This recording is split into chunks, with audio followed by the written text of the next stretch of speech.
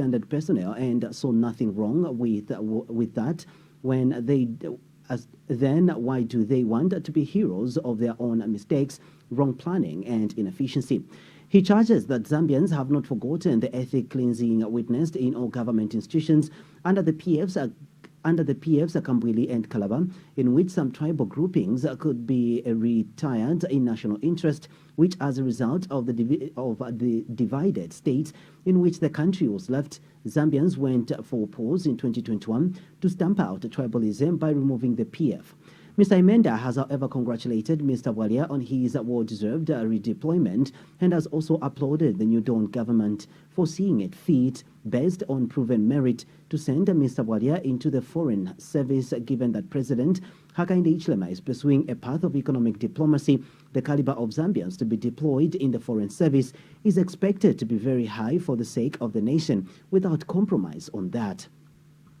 He affirms that going by the way he accounted for himself both before the 2021 general election and as the presidential spokesperson, Anthony Walia meets the caliber of people expected to drive Zambia's economic agenda at the country's missions abroad. Tanzania remains one of the major economic partners.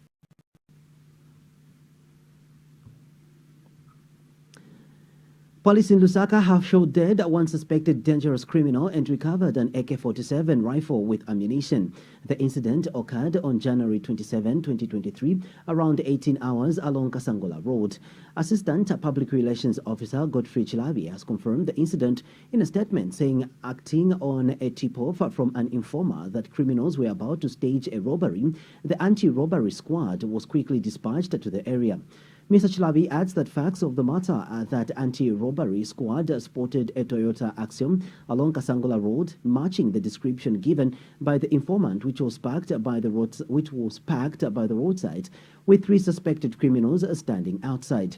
He adds that upon being challenged by the police, an exchange of fire ensued before the suspected criminals and the police and 2 of the criminals managed to jump onto the Axiom motor vehicle and sped off, while one was hit by a bullet and fell down.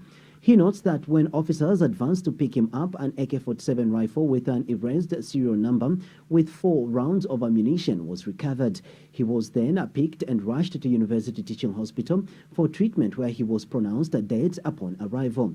The deceased is believed to have escaped from the recent shooting incident in Kitwe involving a theft of motor vehicle that occurred at Chiwempala police station, and he is also believed to have been behind a spurt of aggravated robberies that occurred between Copperbelt and Lusaka provinces.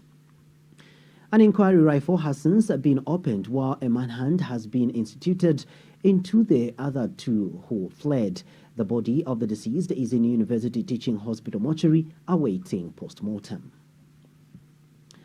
Citizens First President Harry Calabar says the number of foreign trips President Hakainde Hichilema has undertaken since assuming office are a source of concern. Mr. Calabar says the trips are not yielding any fruits because the memorandums of understandings President Hichilema is signing while on these trips are just gathering dust because he is not telling Zambians how it will benefit them. He said President Hichilema is hardly in the country and urged him to start sorting out issues affecting the country, such as load shedding and the high cost of living. He adds that in Dubai he was the only head of state there and it was supposed to be ministerial meetings, but he went. And Mr. Calabar, who is also former Foreign Affairs Minister, and said President Hichilema should begin to delegate some of the trips to the Vice President. He charges that President Hichilema was saying he has a competent team, but has wondered when he will begin to delegate because he is the only one traveling when he should be in the country sorting out issues of load shedding, escalating prices of meals, and also ensure retirees are paid.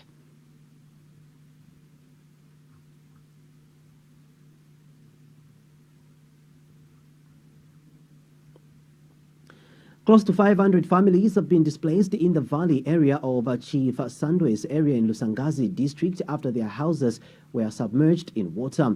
The 500 families are on the verge of losing all their crops, which are now underwater following flash floods experienced in the area on Wednesday this week. The flooding in Sandwe Chiefdom has not only displaced people, but it is threatening a food shortage and income because both food and cash crops are now submerged. Chief Sandwe says most farmers are expected to record poor because most crops such as maize, sunflower, groundnuts, soybeans and cotton are completely submerged. And Lusangazi Council Chairperson Blackson Tembo, who visited the flood victims, expressed worry that the affected families have no proper shelter and lost food in the flooding. Mr. Tembo said the submerged crop fields will also result in hunger and asked government to quickly intervene and aid the affected families. One of the affected people, Dorika Lungu from Mbowo village, said she lost 2 50-kilogram bags of melamine and household properties in the floods as if they were soaked and her property was washed away in the water. She said her family is now in the court and asked for government assistance. Another victim, Robert Abude, also of Mpobo village, said his 4-acre field of maize and soybeans were submerged in water and hunger was looming at his household. Meanwhile, Lusangazi District Commissioner Mike Tembo said government will deliver relief food and tents for temporary shelter to the affected families. Mr. Tembo reiterated that people in the village area must consider moving to highland to avoid such calamities. He has attributed the continuous flash floods in Lusangazi to the effects of climate change. And when contacted for a comment, Disaster Management and Mitigation Unit, DMMU Eastern Region Coordinator Kalengo Mumba says his office will wait for a report from authorities at Lusangazi district level on the effects of the flash floods before taking any step. Still in our local news, Zambia's ambassador to France, Christine Kasebasata, has sought a partnership with a French-based waste recycling company to start operations in Zambia of producing renewable energy by recycling waste. Veolia produces 65,000 megawatts of electricity after incinerating 150,000 tons of waste materials per year. During a tour of Somovo waste to energy recycling plant in Manthion, France, Dr. Kaseba asked Viola to expand its activity to Zambia as the country's landfill, which is underutilized, has great potential of producing energy through waste management and recycling. Dr. Kaseba said the country is interested to forge mutual and beneficial cooperation with Viola to help in recycling of waste, a resource that is now considered wealthy and useful in the production of renewable energy. Dr. Kaseba further noted the need for a valuable addition of waste materials in Zambia by producing energy, which will also cushion the electricity deficit the country is currently experiencing. In a statement obtained by Q News, Dr. Kaseba charged that the government of Zambia was coming up with a strategy through the Ministry of Green Economy and Environment on how different players and stakeholders can be brought on board to effectively implement waste management and recycling with a goal of producing energy and stepwise value addition. Dr. Kaseba further asked the company what benchmarks Zambia should meet in order to set up a base in the country. Government is now trying to come up with a all complete strategy through the Ministry of Green Economy to see how we can bring different players and stakeholders onto the table and come up with a whole strategy of how we are going to best do this. They are really insisting that we need to do value addition at home. Yeah, of course. We are losing a lot of money, we are losing a lot. The new ministry is already working out a strategy, and this is why we came. We are hoping that the minister might come with the president later on this at the beginning of the first quarter of this year. And we wanted to... Where says KCM and Vedanta only benefited the owner, Mr. Agawa, and his business associates. No wonder he boasted on video that KCM had been giving him $500 million every year in profit, plus an extra $1 billion since 2003, and yet KCM was declaring losses to the Zambian government. He says he knows that President Hichilema and his administration lack any impetus to return Zambian ownership in any mine and run it profitably. The least they can do is look for a new investor that will come and loot the resources again in the name of providing jobs to locals and pay contractors. He adds that only corrupt, inert puppets of foreign business interest and self-serving individuals and government can talk about returning Vedanta back to KCM. By all accounts, Vedanta failed to run KCM for the benefit of the Zambian people. He charges that no matter the grand public relations stunts and secret exchange of dollars to politically exposed persons, returning Mr. Agawa and his Vedanta will be a huge disgrace to the nation. Speaking on behalf of the Golden Party of Zambia, with regards to the return of Vendetta back to Konkola Copper Mines, we would like to differ with the Minister of Mines, Honorable Paul Kabuswe. We would also like to differ with the three unions, the three major unions from the mining sector regarding the return of Vendetta back to KCM. As the Golden Party of Zambia, we feel that it will be a national disgrace on us to return Vendetta Resources Limited. It will be a serious indictment on the Zambian people, all of us as the Zambian people, on the collective thinking of our people, or the lack of it, if we return Vendetta Resources Limited.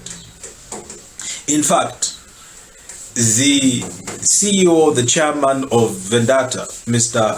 Anil, should be facing criminal charges in the courts of law in our country, instead of even talking about returning the KCM back to him. This is the same man who boasted on video speaking to his contemporaries that he bought the mining giant for a song, and that since 2003, the mining giant KCM was giving him in excess of 500 million and an extra 1 billion every year. And yet the same man, his company, was busy declaring losses to the Zambian government. Now, what more do we want? If we go for a gentleman's deal, separation is the best way.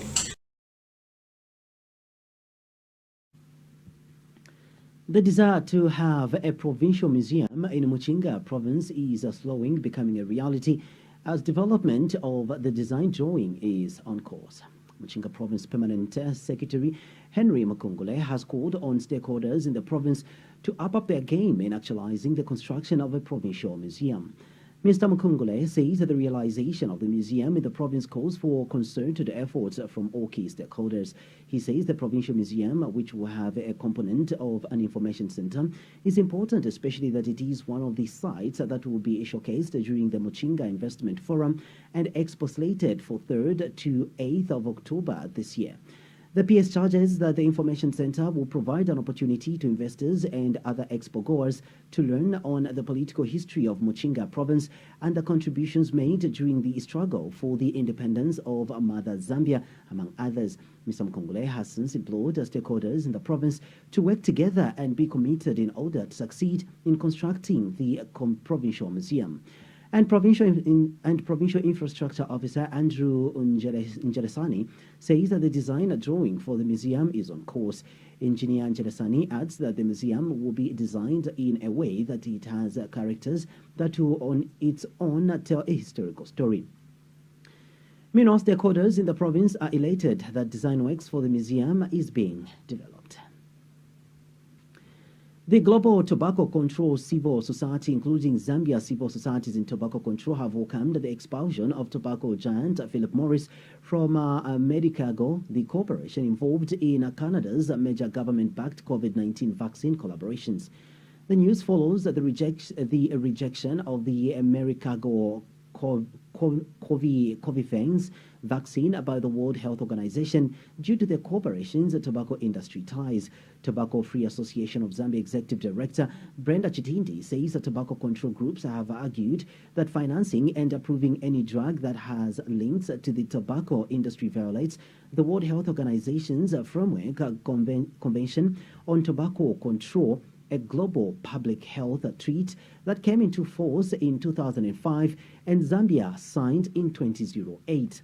She says that the FCTC calls for tighter tobacco control and emphasizes the need for public health policies to be protected from commercial and other vested interests of the tobacco industry. She says that the Framework Convention on Tobacco Control also prohibits tobacco industry collaborations among participating countries, which include Canada, and that government of Canada has been openly defying this treaty requirement, despite the fact that the Canadian government is currently suing the tobacco industry, including Philip Morris, for over $400 billion for healthcare treatment costs resulting from tobacco industry deception. She adds that as more countries implement laws to reduce tobacco use, the tobacco industry is fighting back by challenging these measures under international trade and investment agreements. She notes that of late, Zambia is experiencing sudden deaths, mainly caused by tobacco use and exposure to second-hand smoke. Hence, the government should prioritize health instead of the revenue collected from the tobacco industry, as death is irreplaceable. She, however, mentions that tobacco industry interference has been identified as the single largest barrier to the implementation of the Framework Convention on Tobacco Control. Ms. Chitindi is of the view that growing affordability of cigarettes, lack of strong tobacco controls, and efforts by the tobacco industry to establish new markets have also resulted in staggering increases in smoking prevalence in some low-income countries, despite the overall downward trend in the world, and this is the most notable case in Zambia. United Bank of Africa UBA Chief Executive Officer Chinedu Obeta says the bank has put in place a number of programs to help SMEs in the country. Mr. Obeta tells Q News that his organization believes that no one will tell the story for Africa other than Africans themselves. He adds that apart from what is happening in the bank, the group chairman of UBA is helping young entrepreneurs in the country by giving them seed money amounting to $5,000. He discloses that last year, 98 Zambians benefited from this, and this is a way they are promoting SMEs across the African continent.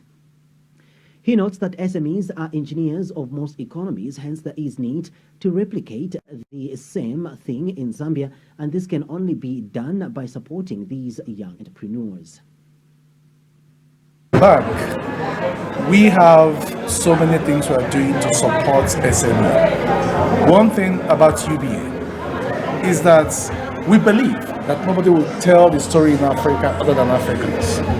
And apart from what we are doing in the bank, we have a group chairman, Tony Lumi, who is, supporting entrepreneurs, young entrepreneurs in Africa. Giving them seed money, $5,000. And last year, 98 Zambians benefited from this. And that is a way of promoting SME. Told Q News that cholera is more of dirty, more especially in the markets, hence putting in place measures that will help prevent this.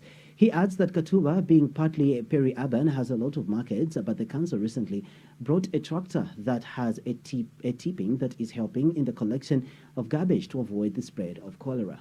He adds that the issue of teaching people about hygiene becomes very critical, especially that the country is just coming out of the COVID-19. Hence, it is expected that people will continue with the laid down healthy guidelines to avoid the spread of cholera to other provinces and districts. Yes, we know that with these heavy rains comes the risk of cholera and many other waterborne diseases. And of course, we are working with the health sector now in the constituency to ensure that the health sector is ready for such eventualities. But as you may be aware, cholera is more of dirty, more especially in the markets, and Katua is partly peri-urban. We have a lot of markets.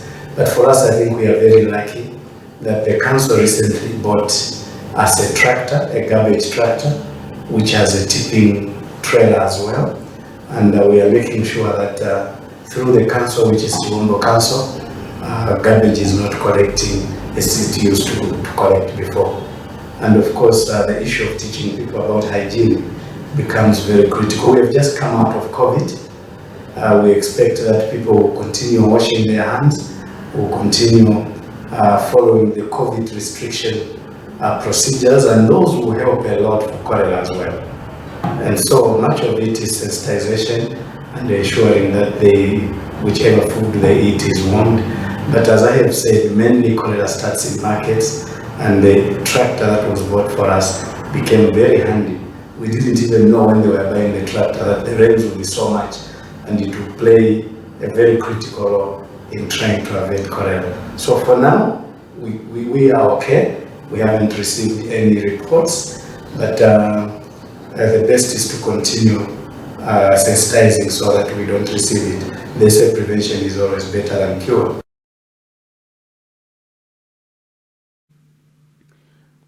Rock of Glory Church Bishop Andrew Mununga has accused the Disaster Management and Mitigation Unit, DMMU, of not doing much in as far as what is happening in some areas with the rains that the country is experiencing. Bishop Mununga tells Q News in an interview that most houses in Kalikiliki area are flooded and people do not know what to do, yet they watch TV, they see DMMU helping other communities. He adds that there is need for DMMU to look at shanty compounds of Lusaka and see how much is needed. He charges that DMMU was not just there to help those in rural areas, but should also look at areas like Kalikiliki, as they too need help from the unit. I think DMMU is doing good, but not enough, because there are some places. I'll give an example. Why don't they go as down as Kalikiliki compound and find out what is happening there? Every rainfall, it floods the houses there. You know, there is that land between Mutendele and Kalikiliki. As I'm speaking right now, the houses have been overflooded, and people, they don't even know what to do. Yet when they watch TV, they see DMMU doing a number of help out there. Please come back also to the shanty compounds. I don't think DMMU, it was just instituted to help those who are in the rural areas. I'm sure it's for everybody. So I call upon the DMMU officers to come down to Mutendele, if not Kalikiliki, right at the edge there, and see what is happening. I'll be very much happy to see that even those people are helped, and it shall be well for the benefit of the people that have been hit with the floods on the other side. Police in Lundazi have arrested 7 dangerous criminals for attempted aggravated robbery, whilst 2 others are on the run.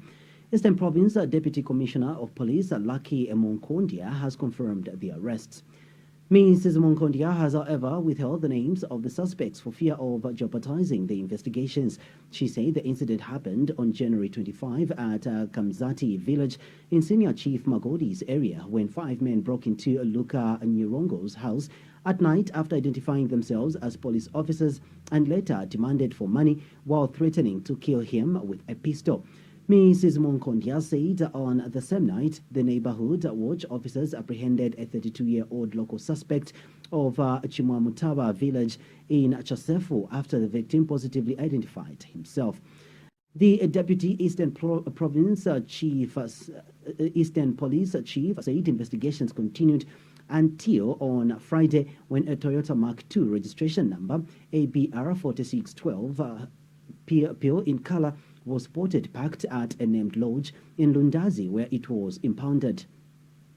Mrs. Monkondia said it was at this point when 6 suspects, among them 2 are from Lusaka, another 2 of Lundazi, 1 from Mungo and another 1 from Mumbwa districts were arrested while 2 are at large.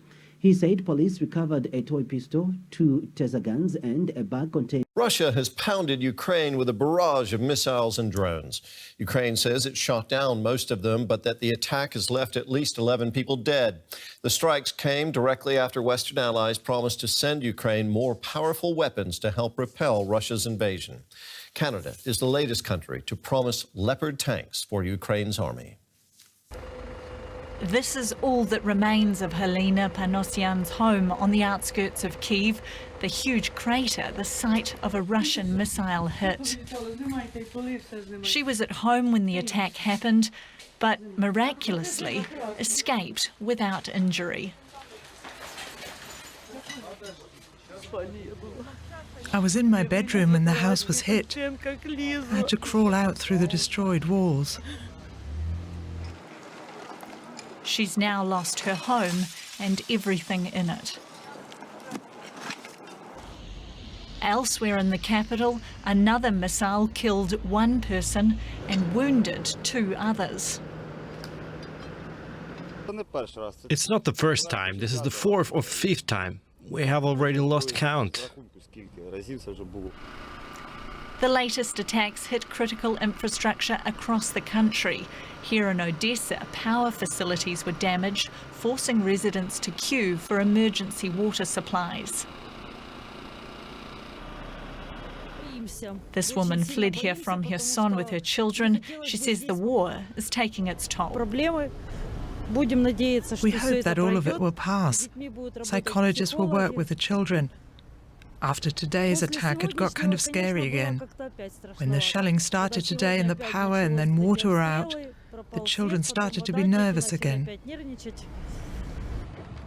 The fresh shelling comes just one day after Ukraine's Western allies confirmed they would send tanks to help troops repel Russia's invasion. For Ukrainians suffering from Russia's aggression, like Helena, their arrival can't come soon enough. Well, let's cross straight over to our correspondent in Kiev, Matthias Bölling. Matthias, it sounds like fighting is intensifying around Bakhmut. What more can you tell us? Yeah, Russia is trying to exploit the fact that it has a lot more weapons, a lot more ammunition, and a lot more manpower, which they do not spare, I would say. So what happens is that they start by intensive shelling, especially around the city of Bakhmut, and then what Ukrainian soldiers are saying is that they try to attack in small attacking groups, and they just continue trying, even if many of them die in these attempts, because the Ukrainians are well fortified there. They will try again, trying to exhaust the Ukrainian defenses. So it's a very intensive way of fighting.